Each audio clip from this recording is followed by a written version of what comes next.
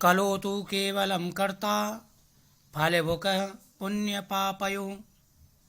स्वागत है आप सभी का मेरे भक्ति भावना यूट्यूब चैनल पर। आज मैं आपको 4 महा उपाय बताऊंगा और पूर्ण मास यानी कार्तिक पूर्णिमा की महत्व और उसकी कथा बता रहा हूं। इस कथा को सुनने से पूरे महीने का पुण्य प्राप्त हो जाता है। पूरे महीने की कथा का जो पुण्य होता है वह इस कथा के सुनने से प्राप्त हो जाता है। भगवान विष्णु की कृपा प्राप्त होती है, तो पूरे मन से इसको सुने। शौनक जी कहते हैं कि विष्णु जी के प्रिय कार्तिक मास का प्रभाव ऐसा है, स्वामी के साथ जो लोग बैर भाव करते हैं इस तरह के अनेक पाप जिससे दूर हो जाते हैं। दूसरे का दिया पुण्य मिलता है, बिना दिया पुण्य मिलता है नहीं। सूत जी कहते हैं बिना दिए भी पुण्य पाप मनुष्य को प्राप्त हो जाते हैं। सतयुग में देश वाले लोगों का पुण्य पाप मिलता था, त्रेता में ग्राम को, द्वापर में कुल को और कलयुग में केवल करने वाले को पुण्य का फल मिलता है।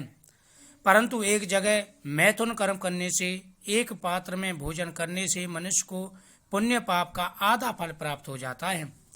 एक जगह भोजन करने से चतुर्थांश, आप ध्यान रखें कि एक जगह भोजन करने से चतुर्थांश दर्शन, श्रवण, मन में ध्यान करने से पुण्य पाप के सब अंशों को प्राप्त करता है इंसान। दूसरों की निंदा सुनने से पाप मिलता है, पुण्य जाता है। अगर आप दूसरों की निंदा सुनते हैं तो इसमें भी पाप लगता है और अपना पुण्य जाता है। पुण्य पाप करने वाले की जो कोई स्त्री शिष्य सेवा करता है उनको सेवा अनुसार पुण्य मिलता है। एक पंक्ति में भोजन के लिए बैठने पर बीच से निकलकर जो कोई परोसता है वह छठे अंश पाप को पाता है। यानी आप भोजन करने के लिए बैठ गए और बीच में से अगर आप उठ करके भोजन परोसते हैं तो भी पुण्य पाप मिलता है। स्नान संध्या समय छूने की से अथवा साथ बोलने से पुण्य का छठा अंश मिल जाता है। भेष धर्म से, दूसरों का द्रव्य लेने से द्रव्य देने वाले को फल मिलता है। चोरी से दूसरे का द्रव्य लेकर पुण्य कर्म करने वाले को पाप मिलता है, द्रव्य वाले को फल मिलता है। बिना ऋण दिए मरने का पुण्य धर्म के अनुसार धनी को पाता है। उपदेश और मदद देने वाला पुण्य पाप का छठा अंश पाता है। प्रजाओं का छठा अंश राजा को मिलता है।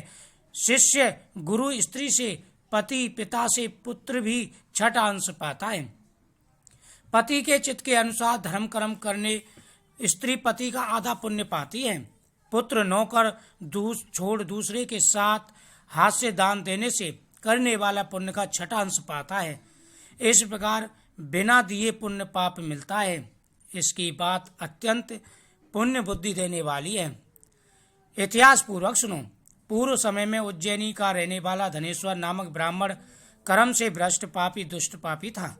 रक्ष, कम्बल, चबड़ा बेचने वाला, झूठा वैश्या, मंदरा, जुआ में आनंद मग्न था। खरीदने और बेचने के वास्ते देश में घूमता हुआ किसी समय महिष्मती नामक नगरी में गया। महिष ने बनाया था इसलिए उसका नाम महिष्मती था। वहां पाप कर्म करने लगा। नर्मदा नदी के तट पर गया। वहां धनेश्वर ने अनेक ग्राम के मनुष्यों को देख बेचने वास्ते एक मास वास किया। धनेश्वर ने नर्मदा के तट में बेचने के वास्ते घूमते हुए जप और देव पूजन करने वाले ब्राह्मणों को देखा। कोई पुराण बाजते हैं, कोई सुनते हैं, कोई नृत्य गीत व विष्णु जी की स्तुति कर रहे हैं। कोई विष्णु जी की मुद्रा छाप से चिन्हित माला तुलसी गले में धारण किए हुए हैं। ऐसे लोगों को तमाशे की तरह धनेश्वर ने देखा। वहां घूमते दर्शन, स्पर्श और बात करते उसने विष्णु जी का नाम सुना। इस प्रकार एक मास वहीं रहा। कार्तिक मास को उद्यापन की विधि और जागरण देखा। पूर्णिमा में गौ ब्राह्मण का पूजन, दक्षिणा, भोजन, दीप दान देखा। शाम को महादेव के वास्ते लिया गया दीपदान का उत्सव देखा। पूर्णिमा को महादेव ने त्रिपुर को जलाया था, इसी के भक्त लोग दीपदान करते हैं। इस मंत्र से दीपदान करना चाहिए, भगवान की पूजा करनी चाहिए। और जो कोई पूर्णमासी वाले दिन इस प्रकार से भगवान की पूजा करता है उसकी मनोकामना पूरी हो जाती है। धनेश्वर ये सब देख रहा था। वहां पर पूर्णिमा को महादेव ने दैत्य को मारा था, त्रिपुरासुर को। इस प्रकार देव के मंदिर में कीट पतंग मच्छर वृक्ष जल थल के रहने वाले प्राणी दीप को देखकर जन्मधारी नहीं होते, चांडाल भी ब्राह्मण होते हैं। विष्णु भगवान ने इसी पूर्णिमा के दिन शंखाचूर से सताए हुए देवताओं को वरदान दिया था तथा मत्स्य अवतार का रूप धारण किया। हवन, यज्ञ, तप अखिल फल प्राप्त होता है। यदि पूर्णिमा को किए जाए, उस पुरुष की सारी क्रियाओं को पुण्य के लिए की जाती हैं, नष्ट हो जाती हैं, जो कि शिव जी तथा विष्णु जी में अंतर समझता है। और कितना भी पूजा पाठ करे, अगर भगवान शिव और विष्णु में अंतर समझ लिया तो सारी पूजाएं नष्ट हो जाती हैं। उस स्थान पर धनेश्वर ने नाच आदि देखी। तत्पश्चात वह एक काले सांप से काट लिया गया तथा पीड़ित होकर भूमि पर गिर पड़ा।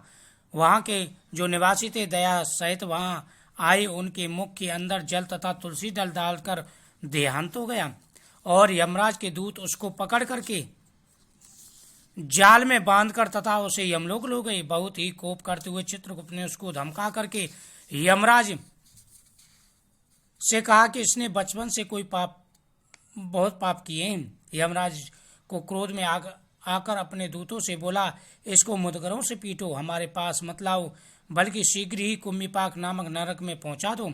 सूत जी कहते ही मुदगरों से फूट गया सिर उसका। ऐसे धनेश्वर को कुम्मीपाक नामक नरक के अंदर, जिसके अंदर तेल उबलता रहा था, छोड़ दिया।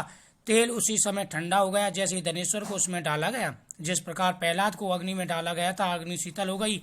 यमराज के दूत उसे सारे दृश्य को देख करके बहुत आश्चर्यचकित हुए तथा सारा वृतांत यमराज से कहा।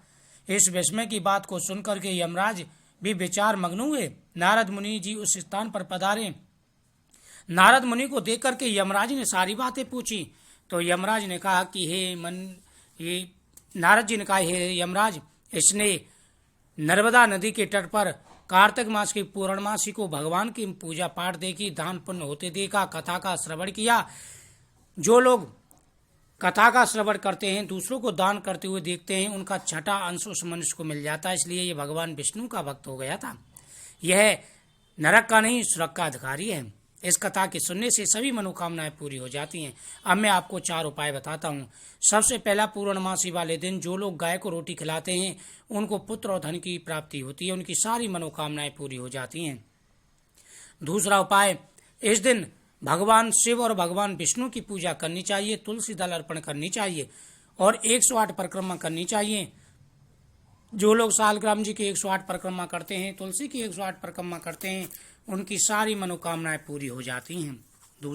तीसरा उपाय, आज के दिन पीपल वृक्ष के नीचे 365 बत्ती जला करके 108 परिक्रमा करनी चाहिए और पितरों के नाम से भी तर्पण करना चाहिए। ऐसा करने से पितृ प्रसन्न होते हैं, देवताओं का आशीर्वाद प्राप्त होता है और माता लक्ष्मी प्रसन्न होकर के हमारे घर में स्थायी रूप से निवास करती हैं।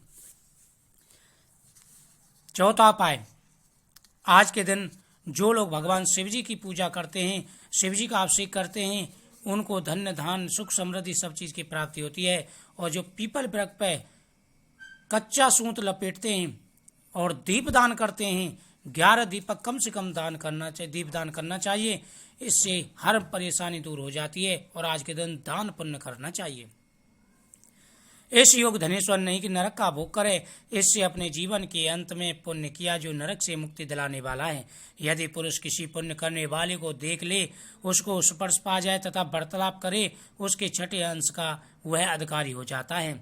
यह भी इस कारण से पुण्यवान है क्योंकि इसने कार्तिक मास का व्रत करने वाले बहुत से पुरुषों को उस पुरुषों के माँ पाप दूर हो जाते हैं। आज के दिन जो नारियल पर मोली लपेट करके 7 बार अपने ऊपर उसार कर दिया, घर के दरवाजे पर से उसार करके जमुना नदी में प्रवाहित करता है या पीपल वृक्ष के नीचे चढ़ाता है, उनके घर की बुरी नजर दूर हो जाती है।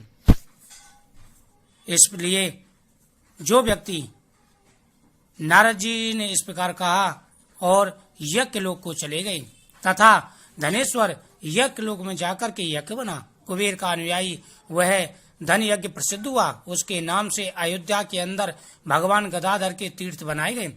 जिस पर विष्णु जी की कृपा होती है उसे नरक नहीं मिलता, उसे आर्द और वह पूजा के योग्य हो जाता है। वैसे ही पुण्य कर्मों में स्वर्ग प्राप्त होता है। कामना रहित जो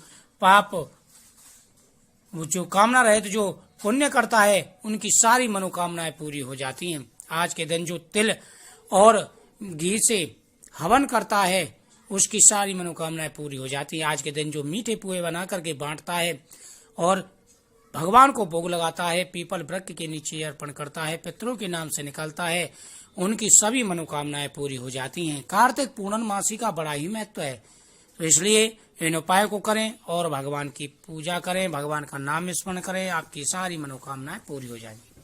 जय माता।